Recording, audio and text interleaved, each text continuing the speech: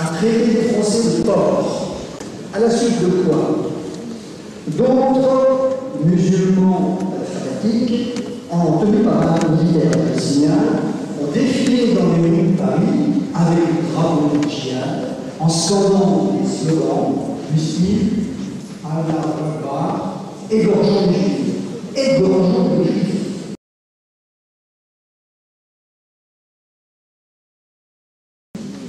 Ces incidents, ces scènes ont été filmées. Vous pouvez les trouver sur le net, il suffit d'aller sur YouTube. Plus d'1 500 000 visions ont été faites de cette vidéo. À l'évidence, de tels comportements inadmissibles et dangereux n'ont rien à un problème de sécurité. De tels comportements sont inspirés par, je sais comment appeler ça, les prêches, les doctrines, les mots d'ordre issus de mosquées. Alors ma question est la suivante, monsieur le maire. Comment pouvez-vous prendre le risque de mettre en œuvre le fait d'offrir à l'ICI, l'Institut de culture des Islam, des bâtiments dont les imams sont susceptibles, en tout cas, d'avoir des enseignements doctrinaux capables de conduire à de tels débordements? Bonsoir, monsieur le maire. Merci de votre pouvoir.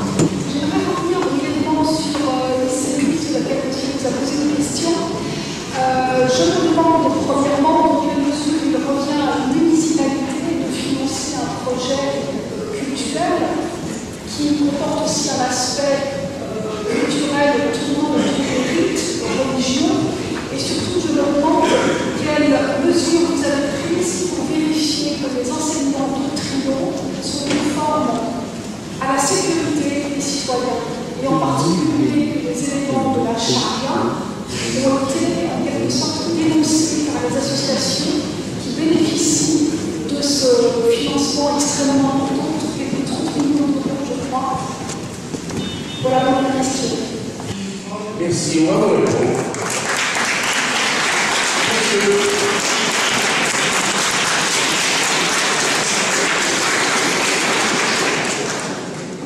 Bonjour monsieur le maire, bonjour l'équipe municipale. Je suis très heureux d'avoir l'occasion de m'exprimer et de poser des questions à nos élus. Alors, le thème de ce soir, c'est la sécurité. La sécurité, ça suppose que l'ensemble des citoyens se conforment aux lois en vigueur. Lorsque la mairie de Paris transgresse une loi en vigueur, la loi de séparation des églises et de l'État, en finançant un culte de quelque façon que ce soit, alors elle transgresse la loi et à mon avis elle donne un mauvais exemple aux délinquants potentiels qui vont se dire, puisque notre maire transgresse la loi, pourquoi ne le ferions-nous pas? Voilà.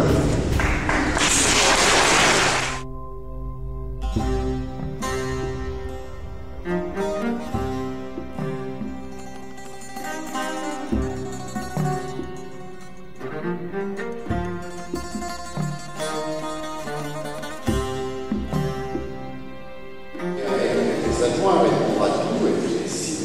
Jobard rajouter des commentaires et des bienvenus. Je vous remercie tous, et il y a des interventions, je le dirai d'ailleurs, avec lesquelles je suis particulièrement d'accord. Et toutes les questions qui ont été posées, quelles que soient les intentions, ou éventuellement les présupposés de tel ou tel, je considère qu'aucune question n'était inintéressante ou inutile. Je vais donc toutes les prendre, et puis les adjoints et Daniel, j'imagine, complètement. D'abord, un certain nombre de personnes, dès la question, ont fait état de comportements contraires aux lois de la République et contraires aux valeurs de la République. Je suis pour la répression de ces comportements.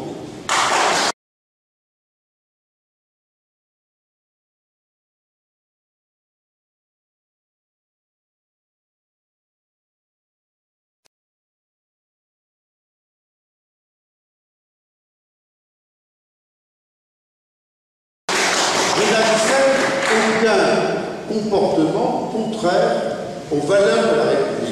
Ils connaissent mes intentions à l'égard d'Israël, à l'égard des porcs de la police là. On va se lever dans nos quartiers. Allahu Akbar. Vous arrêtez pas de nous opprimer. On va se lever. On a des droits en France. Je suis contre toutes les violences, toutes les intolérances, et comme disait très bien madame tout à l'heure, le rôle des élus c'est de rassembler, et on ne peut rassembler que si on respecte toutes les identités, mais si aucune identité veut éliminer l'autre ou manquer de respect à l'autre identité.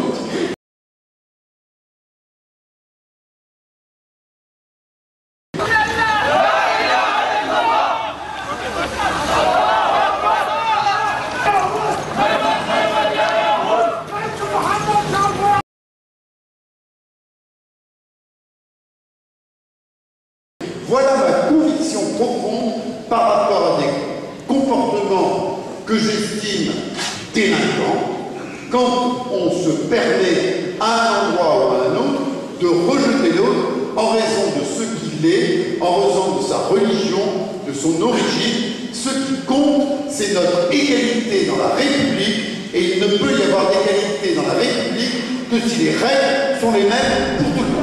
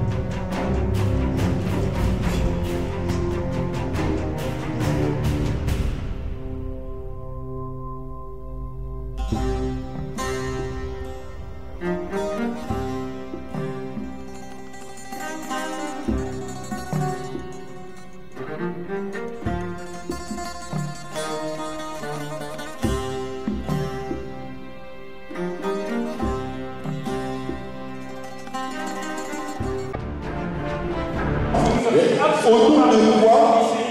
Comment? Il y a aujourd'hui possibilité de faire un contrôle des dogmes qui vont être enseignés parce qu'ils sont déjà enseignés. Mais non, vous n'avez pas fait. Escroquerie, c'est une insulte. Vous mettez en danger.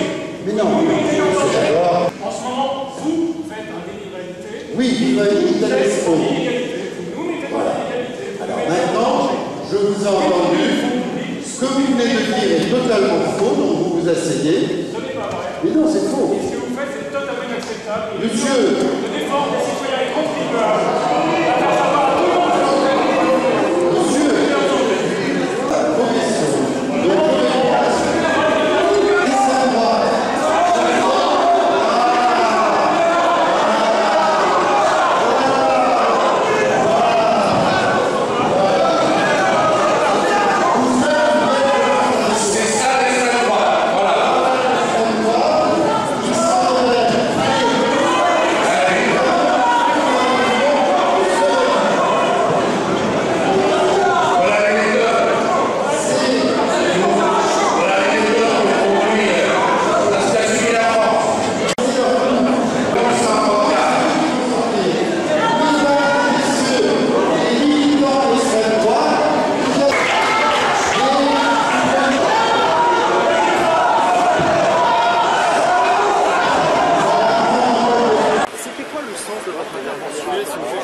Le projet de l'ICI est selon nous complètement illégal parce qu'il met en danger les citoyens parisiens.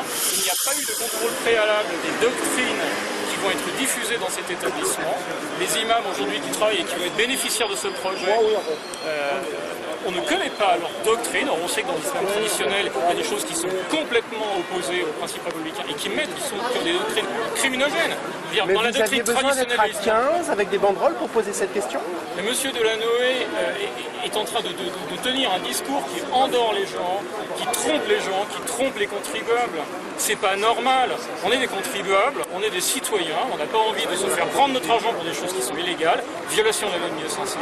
On est face à une escroquerie intellectuelle, ce projet de l'ICI. La séparation culturelle est une plaisanterie. L'intégralité de ce bâtiment va être construit avec l'argent du contribuable. Et on n'a aucune garantie que les organisations musulmanes sont capables de payer, on n'a aucune garantie financière, on n'a aucune garantie sur qu'est-ce qui va être enseigné dans ces mosquées. On sait très bien qu'il y a des enseignements dans les mosquées qui sont très problématiques, qui sont des incitations à la violence contre les juifs, contre les homosexuels, contre les apostats. Il y a quand même dans l'islam des gens qui s'appellent Al-Qaïda. On n'a pas la preuve, mais en tout cas, il faut prendre des précautions d'ordre public pour que justement les forces de l'ordre ne soient pas confrontées un jour à des activistes qui se fassent des choses dangereuses à l'encontre des citoyens français. Pour l'instant, les activistes, c'est vous qui avez des méthodes d'activistes. Non. Nous sommes des citoyens, nous intervenons lors d'une réunion publique où il y a une prise de parole qui est prévue. Nous ne sommes pas sur la voie publique en train de faire un attroupement. Là, si cet attroupement est là, c'est à cause des forces de police qui nous retiennent. Nous, on avait l'intention de rentrer chez nous tranquillement, après s'être exprimé. Il se trouve qu'on a été expulsé de la salle d'une manière extrêmement violente, en se faisant traiter d'extrême droite, ce qui est totalement faux. C'est totalement faux. Nous sommes l'Union de défense des citoyens et contribuables, une organisation citoyenne totalement apolitique qui a pour seul but de vérifier que notre argent n'est pas utilisé de manière illégale en violation de la loi 1905, ce qui manifestement est d'après nous le cas, et nous avons l'intention de le prouver avec des avocats. Nous travaillons avec des avocats, nous avons l'intention de le prouver. Nous allons attaquer M. Delanoë et demander l'annulation de ce projet, tout simplement parce qu'il est illégal. On vous retrouvera à ce moment-là. Absolument. Merci beaucoup, messieurs. Bonne soirée à vous. Au revoir.